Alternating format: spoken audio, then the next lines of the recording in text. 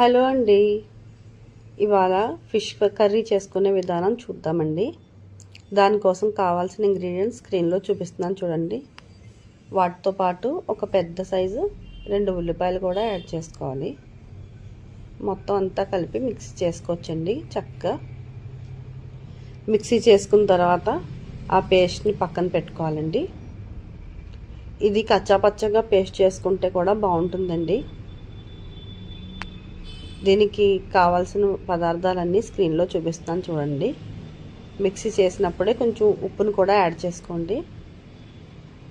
Paste చేసుకున్న తర్వాత ఒక బాండీ పెట్టుకోవాలండి. ఒక బాండీ పెట్టుకున్న తర్వాత అందులో 4 స్పూన్స్ ఆయిల్ స్క్రీన్లో చూపిస్తున్న విధంగా వేసుకోవాలండి. ఒక 4 స్పూన్స్ ఆయిల్ అండి. ఫిష్ కర్రీకి ఆయిల్ ఎక్కువగానే పడుతుందండి, కానీ టేస్ట్ బాగుంటుంది. గ్రేవీ కదండి, ఆ మాత్రం ఆయిల్ ఉండాలండి. బాండీ ఆయిల్ వేడెక్కిన తర్వాత అందులో మనం మిక్సీ చేసి పెట్టుకున్న మిశ్రమం ఉంది కదండి, అది యాడ్ చేసుకోవాలండి.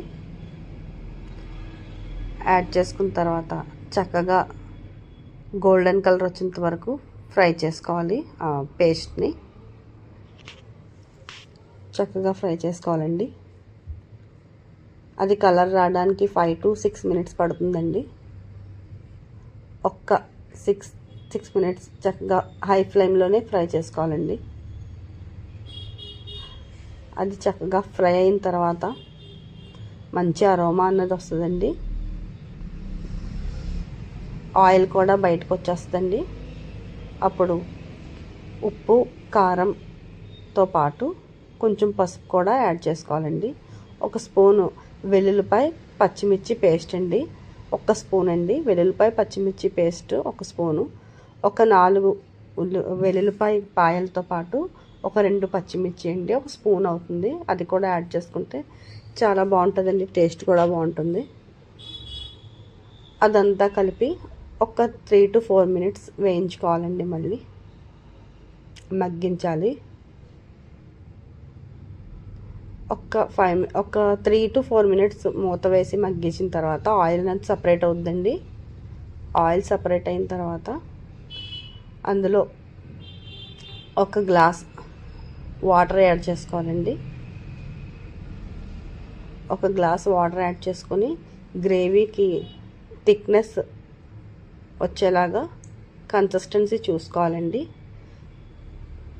2 ఆనియన్స్కి నాకు ఒక గ్లాస్ వాటర్ థిక్గా వచ్చిందండి. ఇంకో హాఫ్ గ్లాస్ నేను యాడ్ చేసుకున్నాను. యాడ్ చేసుకున్న తర్వాత మనం శుభ్రంగా చేసి పెట్టుకున్న ఫిష్ని యాడ్ చేయాలండి. నేను వంజరం ఫిష్ని తీసుకున్నానండి. వంజరం ఫిష్ శుభ్రంగా స్కిన్ అది తీసేసి క్లీన్గా చేసుకొని ఆ వంజరం పీసెస్ని ఈ గ్రేవీలో యాడ్ చేసుకున్నానండి. చక్కగా ఫిష్ మొత్తం విడివిడిగా వేసుకోవాలండి. ఫిష్ విడివిడిగా వేసుకోకపోతే ఉడికినప్పుడు విరిగిపోతాయండి ముక్కలు. అందుకోసం ఫిష్ ఎప్పుడు విడివిడిగా వేసుకోవాలి. ఒకసారి గ్రేవీలో డిప్ అయ్యే విధంగా చక్కగా కలుపుకోవాలండి. ఈ టైంలోనే కలుపుకోవాలి. ఫిష్ వేయగానే ఉడికిన తర్వాత మనం స్పూన్ పెట్టి గట్టిగా కదిపితే ముక్కలు అయిపోయే అవకాశం ఉంటుందండి. ఫిష్ ముక్కలన్నీ వేసిన తర్వాత స్క్రీన్లో చూపించినట్టు కొరియాండర్ లీవ్స్, కొన్ని కర్రీ లీవ్స్ కూడా యాడ్ చేసుకోవాలండి. మంచి ఫ్రేగ్రెన్స్ వస్తుంది, చాలా బాగుంటుందండి. అరోమా టేస్ట్ కూడా బాగుంటుంది ఆ ఫ్లేవర్ తోటి. ఒక 6 మినిట్స్ అండి హై ఫ్లేమ్ మీద పెట్టుకోవాలండి. చాలా ఫాస్ట్గా అయిపోద్ది ఫిష్. మనకి నాన్ వెజ్ ఐటెంలో ఫాస్ట్గా కుక్ అయ్యేదే ఫిష్ అండి.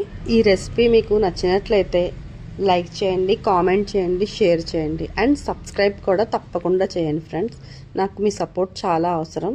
నేను కొత్తగా యూట్యూబ్ ఛానల్ పెట్టాను ఫ్రెండ్స్, నాకు సపోర్ట్ చేయండి. నాకు ఇంకా మంచి మంచి రెసిపీస్ తెలుసు.